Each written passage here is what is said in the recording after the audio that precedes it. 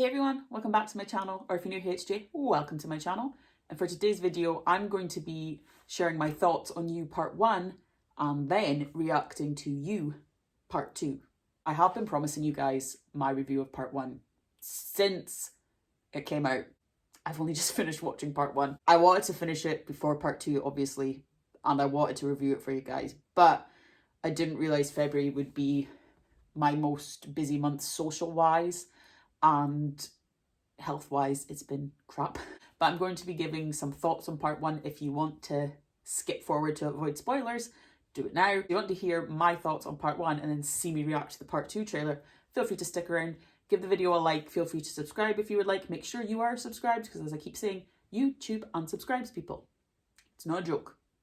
Help me. Without further ado, let's go. Let's go, Joe. This is why you don't get subscribers. I've written all these notes, like when I thought I was going to do a review, I was written all these notes about people I necessarily was writing about the characters, because there's so many. They did that murder mystery twist of who's the killer, but it's not Joe. We know it's not Joe because he didn't do it. And it just messes with your brain when you're trying to remember who everyone is and how they're related into the story, so I had to write down notes. As we all know, Joe is now Jonathan Moore. He is a teacher in London and he's trying to restart his life. But at the start I was constantly thinking, what happened to Marianne? Is she okay? And it turns out he found her, wanted to prove to her that he could change because she knew who he was after what Love told her before he killed Love. And then turns out Love's father hired a private investigator to follow Joe, and the guy couldn't be bothered anymore, so he just said to Joe, if you get rid of Marianne, we'll call it quits. It's fine. He didn't do that.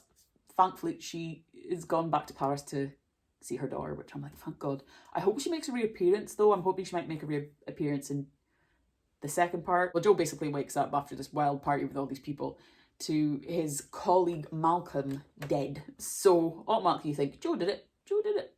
Joe did it. He didn't. We know he didn't. And then he gets this text from this person on this app who's somehow downloaded it onto his phone saying, oh, I've been watching you. And it's now like Joe, it's reversed for Joe. Joe's normally the one that's doing the stalking, doing the hunting. It's flipped. He's now become the target. It's very interesting to see how Joe reacts to being on the other end of it. Penn does an amazing job of it, as he always does. Little face. I'm going to start off with this fact that the character Connie, I don't see why he's there. I feel bad for him because I forget he's there. I don't see what he is in the group. He's just kind of there for, I would say, comic relief, but he's not funny. When I saw Gemma, typical, what they perceive to be as an influencer, typical stereotype, that's what I mean. It's not like every influencer on the planet. It's a stereotype, what they think an influencer is. And I hated her. I put down in capital letters, bitch. And when she, well, spoiler alert, when she died, I actually was like, thank God. With Kate, I knew it was going to be a typical, she hates Joe, they're going to end up pulled together, they're going to end up falling for each other. It was the typical sort of thing of like, I don't like him, he's all right with her. Typical sort of drama, girl meets boy story, girl hates boy, they get on, start to fall for each other. So I knew that was going to happen. Kate, for me though, is like one of the, like in her group, she's the standout character, mainly because obviously when she gets into details about how her father made their money, she's the one that doesn't use the money. Like, she's the only one in that group, I think, that has a job. Most of them try to work and then they realize that they don't need to. She's the one that works for her money. She's the one that doesn't use her wealth to get things thrown under the carpet, to get in places, things like that. She keeps it real with the fact that she knows she's wealthy, she doesn't want anything to do with it. And then it drives others insane. And that's where, like, is it, what's his name? Roald? I don't know how you say it. To me, I put in the thing here, he's almost like a pureblood. Whereas the fact that he wants to be with Kate because their blood and their wealth, and he doesn't want to see her marrying a peasant, as he calls it, and he doesn't want to marry anyone below him, and wants to keep the bloodline of his kids in that area of wealth. So to me, I put down he's like a pureblood. Kate and Phoebe are like the every blonde needs a brunette type relationship. Bless Phoebe, she's not come up she's not got a lot going on upstairs, bless her, I don't think.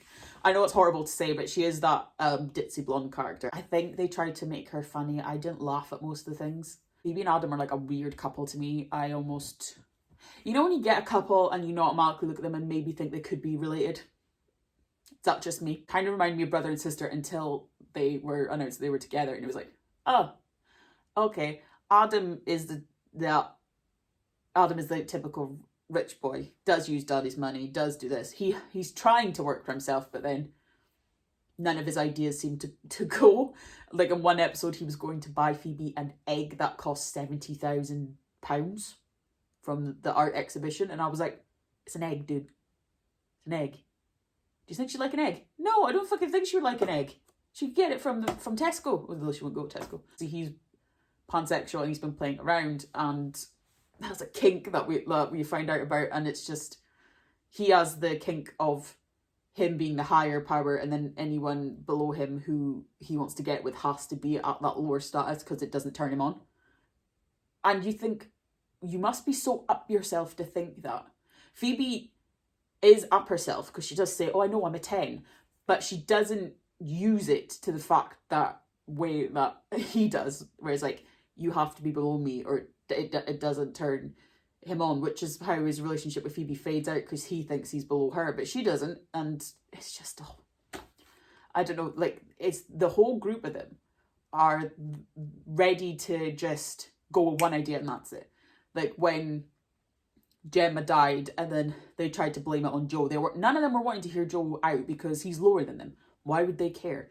They don't care unless it involves around them, money, so like their social circle. They don't care. They were willing to let Roald, I don't know how you say his name, kill Joe right in front of them. They were watching it for sport, like peasant, not pheasant hunting, peasant hunting as he called it. And what? The whole group is infuriating as a whole, and Kate is the one there. It's almost like they're obviously like stereotyped. This is like the stereotype of group that the writers have chosen to be like, this is the stereotypical person who's in the fashion part of this. This is a stereotypical guy who's got daddy's money. This is stereotypical blonde ditzy one. And I get that. And then Kate seems to be the only real character in amongst the group. It's like Alice in Wonderland, and she's Alice. She's the only one that makes real sense. And then as soon as she says something that makes sense and they all know it, they just don't care because they are her friend. But because she doesn't use her well, she's almost slightly on the outside as well. So that's how her and Joe are on that level. And the whole group just infuriates me, I'm not going to lie. With Reese, I had an inkling there was something off, because when he was with Joe after the night Joe woke up from that crazy party and then was sat at the bar with Reese, and how he so easily lied to Joe about his convictions and things, I put, gets Joe, ? Getting close to him, knows Joe, so tries to get in on his good side. Because he's so confident that he knows how to just say things and people believe him. Almost sociopathic.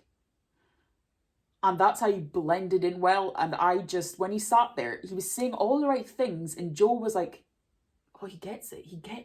And I'm like, yeah, he gets it. Too well. He gets it too well. So in my head, every time he came up, I was watching him, his body language, how he spoke to Joe, because he seems to know Joe. And I'm like, there's something not right about it. Because as much as you could, because he also stands out in that group, like he wants to go from Air London, he's smart, he worked his way up from being poor to this, and him and Kate and Joe were the only ones that were like, stood out as being normal. Then the rest of them were all like these caricature characters that you look at and you go, oh, they're like, if you see a girl on Instagram, it's like, oh, she's like this. And if you see a rich person, they're like, yes, dear, put it on my platinum card or something. And you're like, they're the stereotypical caricature characters, and these are the normal people that we've got to watch. And I was watching Reese and I was like, there's something not right. I honestly don't know what's going to happen. Obviously, Joe's going to take down Reese. But Reese is just as smart as Joe, or maybe even better than Joe, as Joe met his match in Reese, where he thought he'd met matches in love. And look how that turned out. And like Kate and Joe have turned into that relationship again. It's like no matter how Joe wants to change and run away from things like that, he can't. He works into the routine. He cannot break it. He's got too much of a habit now. And him and Kate are like him in love. They've covered up a murder together already. He said to Marianne, I will prove to you I can be better than this. And he hasn't. So that being said, let's watch this trailer. I honestly can't anticipate what's going to happen. Okay. Why am I nervous? What do you want? Isn't it obvious? No. I want a friend. Oh, you're lonely. Someone who shares my interests. Someone I can finally tell all my secrets to. I care about you, Joe. One psychopath to another psychopath. I'm lonely. Let's be psychopaths together. No.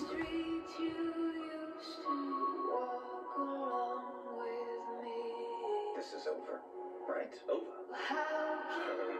No. But one last thing. The biggest and greatest. What was in there? You were going to tell me who I am. What was in that tub? Body part?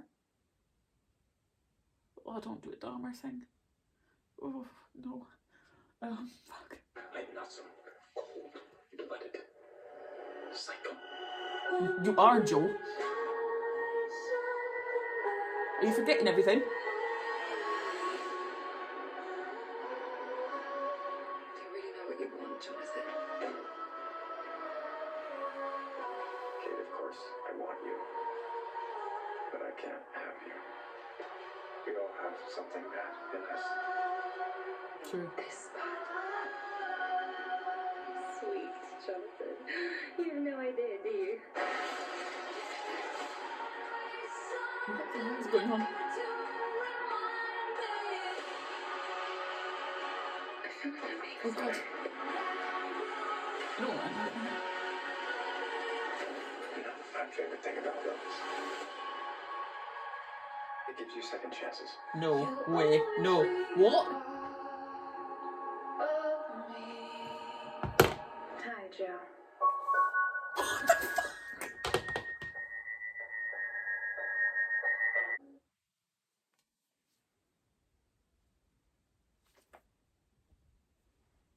I could get up and leave the room. I would. Please tell me that's hallucination and she's not alive. Because I can't deal with that. Has Liv been orchestrating this the whole time? Well, I can't. So, that's it, guys. That's my little review of part 1 and me reacting to the part 2 trailer for You Season 4. Are you guys excited for part 2?